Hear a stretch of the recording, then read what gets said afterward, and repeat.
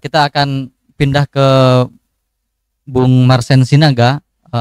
Beliau terbang dari Jogja dalam waktu yang sangat singkat hanya untuk berbagi dengan kita semua tentang bagaimana masyarakat adat di Amerika Latin atau gerakan politik di Amerika Latin dapat jadi cerminan bagi bagaimana kita mengembangkan arah baru gerakan. Nah, kepada Bung Marsen saya persilakan.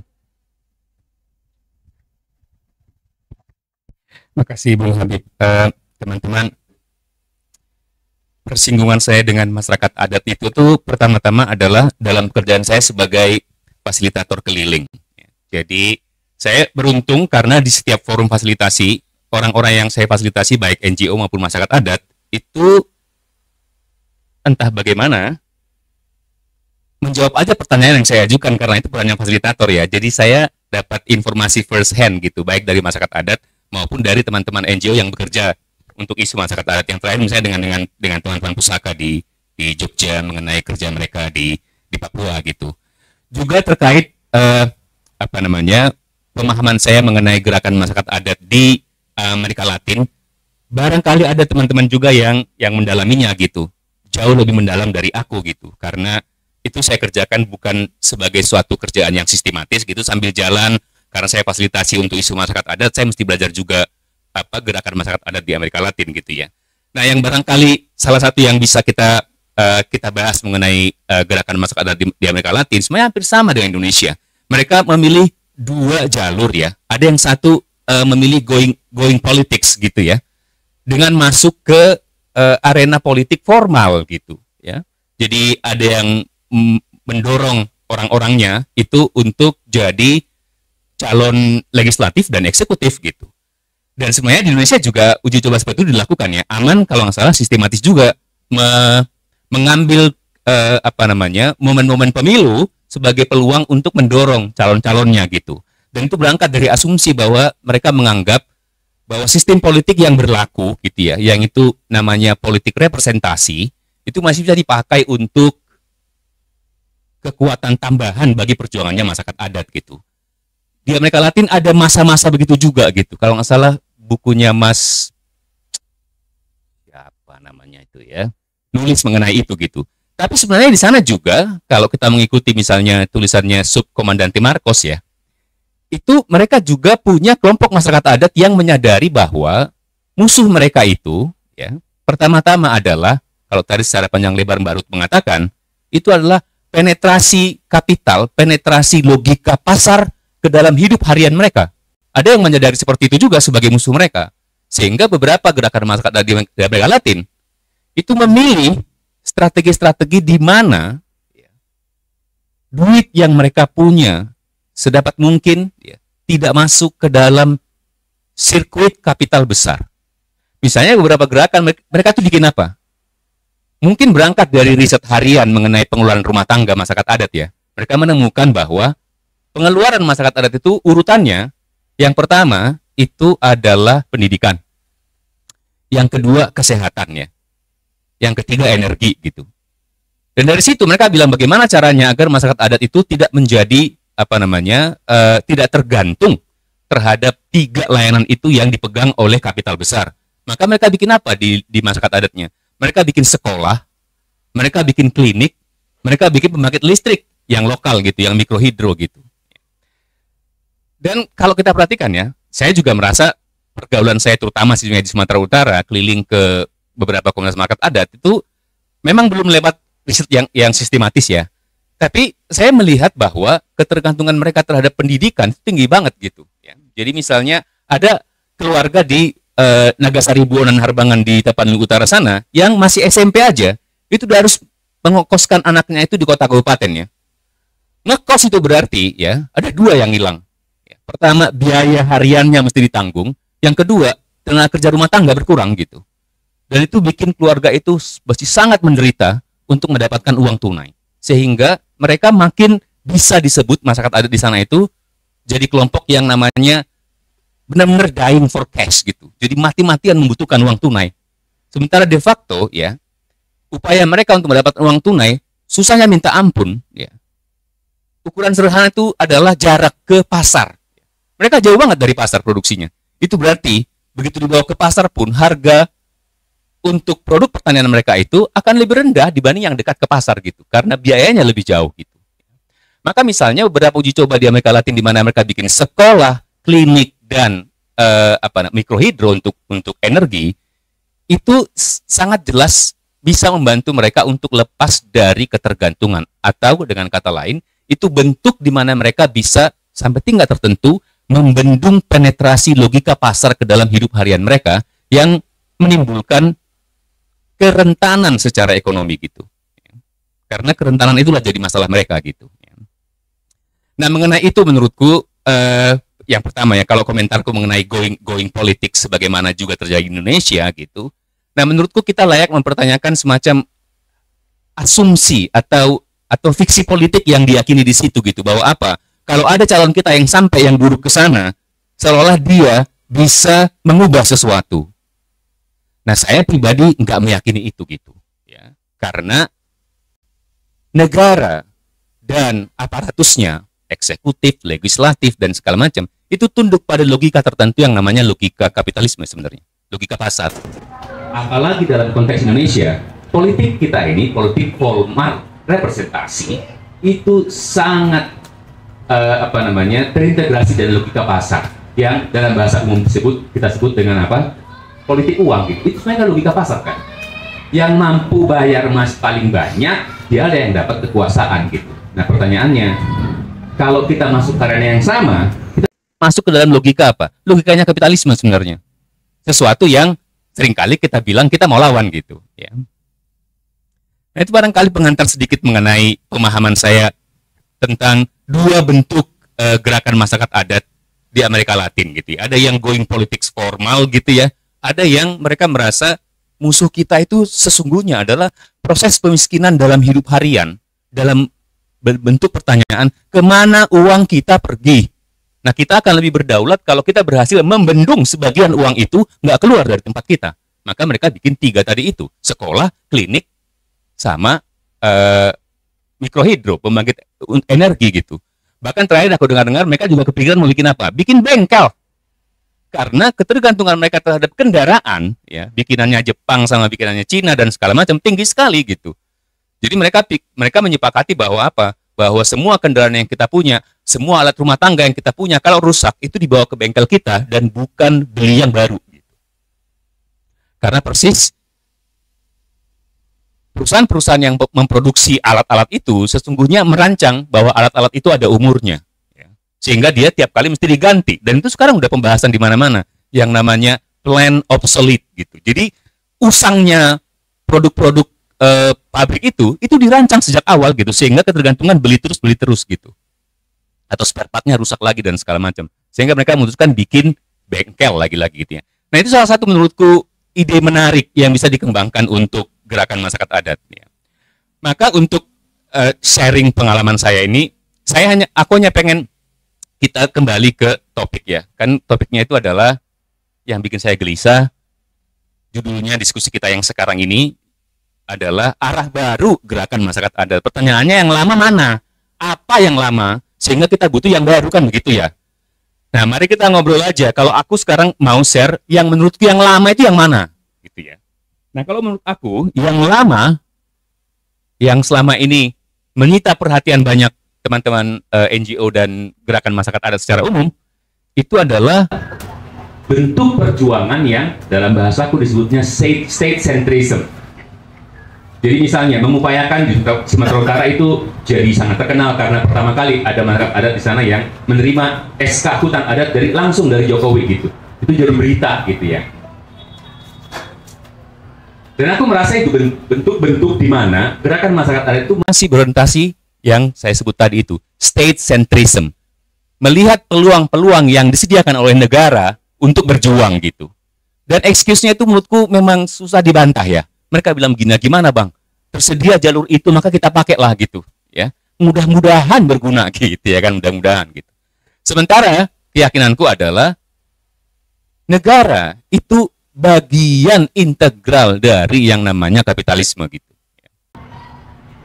Jadi kalau menurut aku gerakan masyarakat adat yang lama kan lagi cari yang baru nih adalah bentuk-bentuk state centrism yang secara umum juga memakai pendekatan apa? Right based approach namanya. Ya.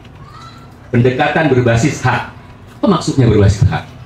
Berbasis hak artinya itu mensyaratkan dia punya asumsi bahwa apa? Bahwa negara sebagai right provider ya itu bisa diandalkan, reliable gitu. Pertanyaannya, kita yakin nggak negara kita ini reliable? Akun kalian aja 3 bulan nggak dipakai mau dibekukan gitu. Apa yang bisa diharapkan gitu ya? Nah, sebagai pengamat yang nggak terlalu intensif amat misalnya ya, beberapa masyarakat adat di Sumatera Utara yang mendapatkan SK hutan adat, ya, bagiku itu pintu masuk bagaimana negara menang gitu. Kalau beberapa tulisan mengatakan di Indonesia secara umum itu terjadi yang namanya dalam gerakan masyarakat adat menangnya yang namanya state project. Di buku terakhir yang saya terbitkan, saya ikut diundang ya biasa ya kawannya NGO diundang waktu syukuran masyarakat adat mengenai menerima SK hutan adat ya. Itu menarik banget, acara meriah sekali, pesta makan dan segala macam, gendang nari-nari. Tapi yang saya perhatikan adalah pidato orang-orang yang muncul ke panggung. Semua orang pemerintah, orang NGO, ya, Komnas HAM yang hadir ke depan bilangnya apa? Masyarakat adat adalah champion dalam menjaga hutan yang sangat dipentingkan hari ini. Karena dalam konteks climate crisis gitu ya. Oleh itulah konteks kenapa masyarakat kita bersyukur berpesta hari ini gitu. Tapi semua perwakilan masyarakat adat yang maju pidato ke depan bilangnya apa? Kita layak bersyukur dan berpesta hari ini karena tanah ulayat kita, tanah adat kita sudah kembali. Keliru mereka. Karena mereka menuntut kembalinya wilayah adat, tapi negara kasihnya apa? Hutan adat. Hutan dia. Bahkan sampai tingkat tertentu, sebenarnya negara memberi kerjaan ke masyarakat adat. Dengan memberi apa? Memberi SK hutan adat. Karena sebagian dari wilayah kawasan yang diklaim disebut sebagai hutan adat itu sudah sangat rusak. Sehingga barangkali mereka punya beban. Untuk apa? Untuk menghutankannya. Karena apa? SK-nya itu SK hutan adat dan bisa dicabut kalau negara merasa orang yang diberi kewenangan memegang SK hutan adat itu dianggap tidak perform. Gitu. Nah, pergeseran itu kelihatan sederhana, tapi menurutku tidak sederhana. Karena kedepannya negara bilang, saya kasih SK-nya hutan adat ya, kok sekarang nggak jadi hutan gitu. Masyarakat adat jadi tidak perform di situ gitu. Jadi di situ tuh ada kemenangan yang menurut saya di gerakan-gerakan masyarakat di Indonesia sampai sekarang itu terjadi proses di mana yang namanya state project itu menang. Logikanya negara masuk ke dalamnya. Kemudian sebagai respon, kan begini pertanyaannya dari masyarakat adat maupun NGO pendampingnya. Nah, sekarang ini udah dapat nih hutan adatnya mereka. Mbok ya mereka dibantu untuk menghutankannya dan segala macam. Ada programnya, ada dananya yang diberikan oleh pemerintah gitu. Tapi nama programnya apa? Program-program penguatan ekonomi namanya. Atau bahasa yang lebih keren sekarang ini adalah economic resistance gitu ya kan. Resiliensi ekonomi disebutnya gitu. Tapi kebanyakan sebenarnya kalau diperhatikan secara cermat ya, itu lagi-lagi bagian dari guritanya kapitalisme untuk semakin mengintegrasikan masyarakat adat ke dalam logika pasar. Gitu. Saya nggak mau mengulang lagi apa yang tadi Mbak Ruth bilang gitu ya, tren yang memperlihatkan bahwa masyarakat adat itu makin terintegrasi ke dalam logika pasar. Ya. Terjadi yang namanya komodifikasi subsistensi. Bahkan untuk hidup sehari-hari aja, mereka udah harus beli. Saya tuh kaget waktu pertama kali kena Tinggir, salah satu komunitas yang ditemani oleh teman-teman KSPM, itu sudah ada abang-abang Jawa yang keliling muter jualan tahu tempe dan sayur-sayuran. Nah, Tinggir, kalian nggak tahu di mana tuh kayaknya gitu. Itu nggak kebayang ya gitu. Saya nggak mau mengatakan bahwa wah gila parah ya mereka, enggak. Pasti ada logika, ada konteks tertentu kok bisa abang-abang Jawa yang keliling bawa tahu tempe dan sayuran-sayuran itu bertahan di daerah seperti sana gitu. Itu fakta yang menarik yang pertama. Yang kedua misalnya waktu bersama dengan teman-teman KSPM dan kawan-kawan lain Sumatera Utara bikin kegiatan yang namanya itu apa sih, bukan roadshow namanya tapi cross country ya. Temannya menarik. beberapa komunitas masyarakat adat seperti misalnya Natingir dan ke atasnya lagi, itu dengan bangga mereka bahwa rata-rata hampir 50% masyarakat di sana itu udah punya utang ke BRI. Itu wah, menarik banget begitu ya. Nah, itu yang aku sebut sebagai apa namanya ya, menangnya logika pasar gitu. Dan kalau nggak hati-hati, arah lama dari perjuangan gerakan masyarakat adat adalah, disadari atau tidak, itu bentuknya adalah mempercepat lagi proses logika pasar dan negara masuk ke dalam wilayah dan kehidupan sehari-hari masyarakat adat gitu. Aku jadi ingat ya, teriakan di Kongres Aman pertama di Toraja kalau nggak salah. Kalau negara nggak mau mengakuin kami, maka kami pun nggak mau mengakuin negara gitu.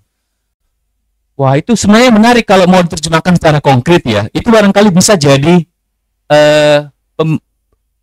inspirasi bagi kita untuk menemukan arah baru namanya. Kalau itu cita-cita kita yang mau kita bahas di diskusi kali ini, arah barunya apa kan begitu. Nah, barangkali arah barunya adalah menurut saya itu pertama ya, dengan kerja-kerja yang intensif bersama dengan masyarakat adat, kita membahas ulang kepada mereka arti yang namanya politik ya, arti yang namanya demokrasi gitu, sehingga mereka itu lagi-lagi nggak termakan dengan cara pikir hegemonik bahwa politik di Indonesia ini adalah ya politik representasi, politik demokrasi formal representatif gitu. Sementara bisa jadi ya, dengan semangat yang namanya berpikir secara dekonstruktif, bisa aja kita mendorong diskusi bahwa makna politik atau demokrasi di masyarakat adat adalah demokrasi langsung misalnya. Karena misalnya hakikat demokrasi sesungguhnya menurut saya adalah deliberasi, di mana setiap orang punya kesempatan membahas apa yang dia pikirkan, apa kegelisahan dia gitu. Itu yang pertama. Jadi memaknai ulang ada apa yang namanya politik bagi masyarakat adat gitu. Kemudian barangkali upaya-upaya untuk untuk melawan yang namanya komodifikasi subsistensi, upaya untuk membendung logika pasar, ya, logika uang ke dalam kehidupan sehari-hari mereka itu mungkin layak diuji coba gitu. Saya di mana-mana itu ya sambil bercanda biasanya ya, kalau di Sumatera Utara sambil minum tuak gitu, bilang ke teman-teman, mungkin nggak sih kalau perjuangannya adalah memang membendung pelan-pelan, selektif ya, wajah kapitalisme yang tiba ke masyarakat adat gitu. Kalau kita menganggap bahwa konsep yang namanya komuni purba itu salah satu yang memungkinkan bisa dipelajari, ya. Bukan kembali ke sana gitu ya, tapi dipelajari. Dan itu barangkali salah satu cirinya adalah yaitu gurita kapitalisme itu nggak terlalu parah mencengkeram mereka dalam reproduksi hidup harian gitu. Nah, aspek apa berarti yang bisa dipakai gitu? Pangan, pendidikan, kesehatan gitu. Dan itu bisa berangkat dari riset sederhana yang namanya pengeluaran rumah tangga gitu. Kemana sebenarnya duit mereka pergi? Ya. Lalu pertanyaannya, gerakannya adalah bagaimana caranya membendungnya agar uangnya nggak pergi gitu. Ya. Nah, saya sebenarnya sejak lama gelisah ya karena berteman dengan teman-teman NGO yang mendampingi masyarakat adat gitu tuh. Dan saya lagi kepikiran bikin ya tulisan sana sini yang berangkat dari logika ini ya. Adat,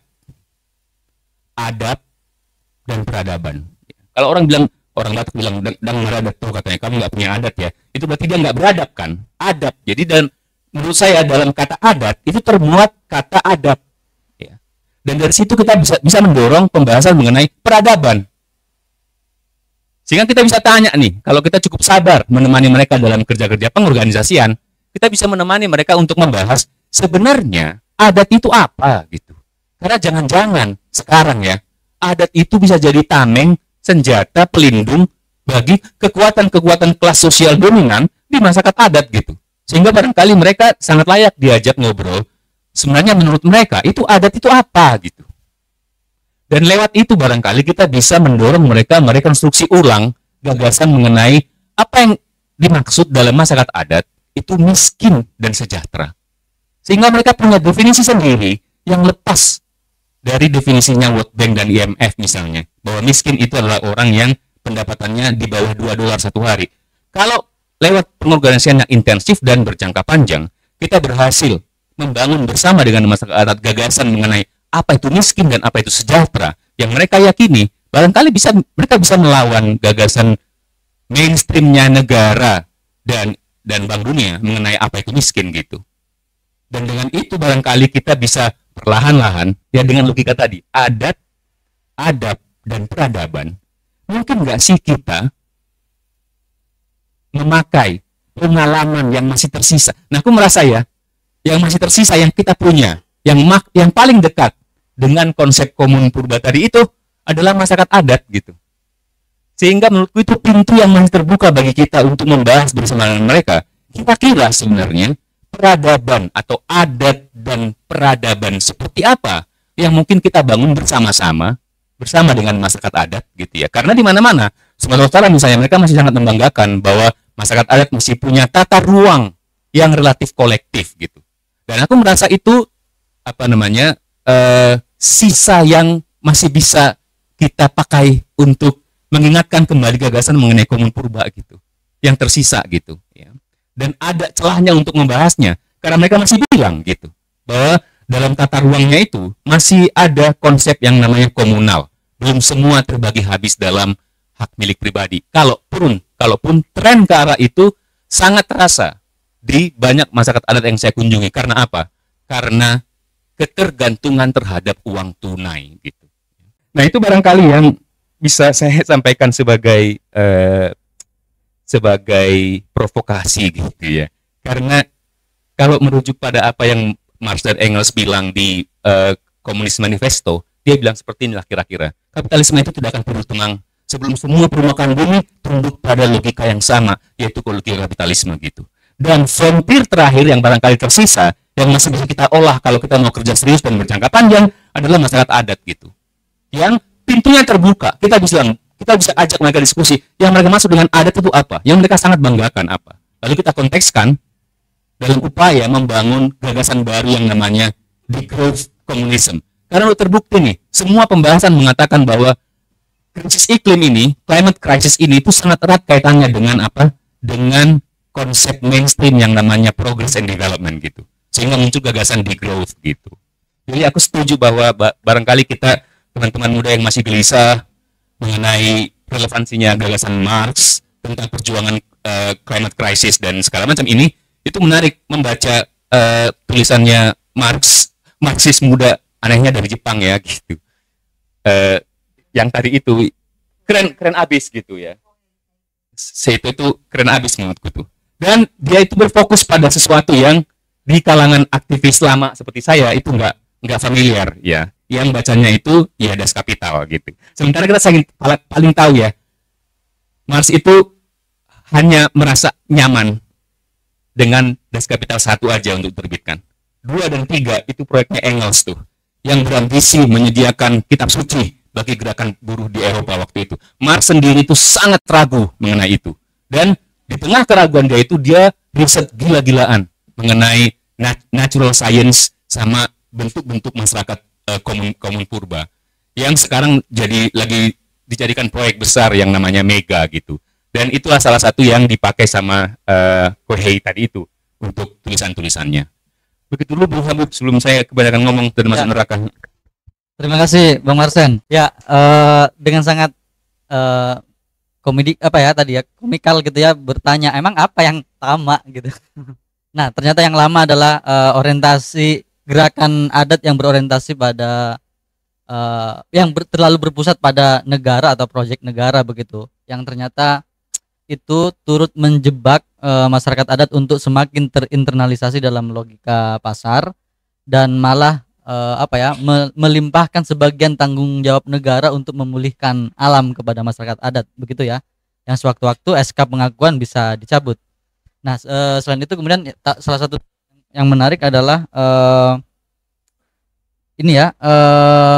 tadi pemaknaan ulang tentang politik, terus riset tentang pengelolaan rumah tangga untuk membendung logika pasar di dalam reproduksi subsistensi harian masyarakat adat, yang sama tadi dengan Mbak Yuyut gitu ya.